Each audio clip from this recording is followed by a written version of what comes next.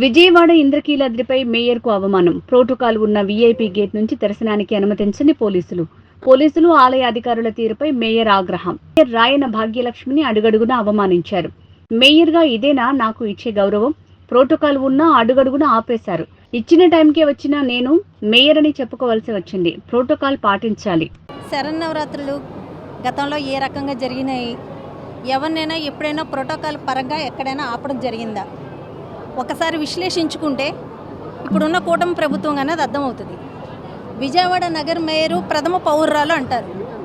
Minimum common sense కూడా లేకుండా protocol వెహికల్కి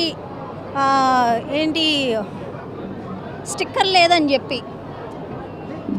కింద దగ్గర నుంచి ఆపుతూనే ఉన్నారు. ఎక్కడ పడితే అక్కడ నేను మేయర్ని కారుకో పెద్ద బోర్డు ఉంది మేయర్ అని.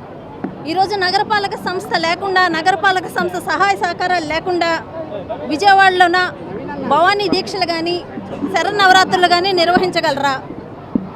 కార్పొరేషన్ తరపున శానిటేషన్ వర్కర్ని 1400 మందిని ఈరోజు ఈ దసరా నవరాత్రుల కోసం ఇవ్వటం జరిగింది.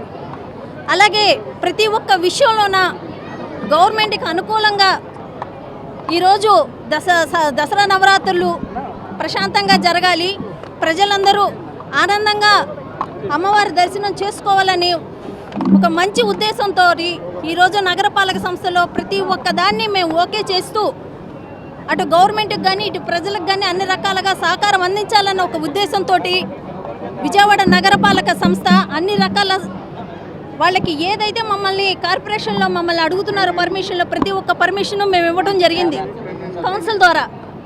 ఈరోజు ఇన్ని రకాలుగా మేము వాళ్ళకి సహకరిస్తుంటే ఒక బీసీ మహిళని, ఒక మేయర్ని నేను అడుగడుగున నేను మేయర్ని నాకు ప్రోటోకాల్ ఉందని నేను ఎందుకు చెప్పుకోవాలి? ప్రథమ పౌరురాలు అని చెప్తారు. ఇదేనా ఇచ్చే గౌరవం నేను అడుగుతున్నాను. అక్కడ ఎక్కడ చూసినా పోలీసులు ఆపేస్తారు. మీకు ఎక్కడ చూసినా మాది డ్యూటీ అంటారు.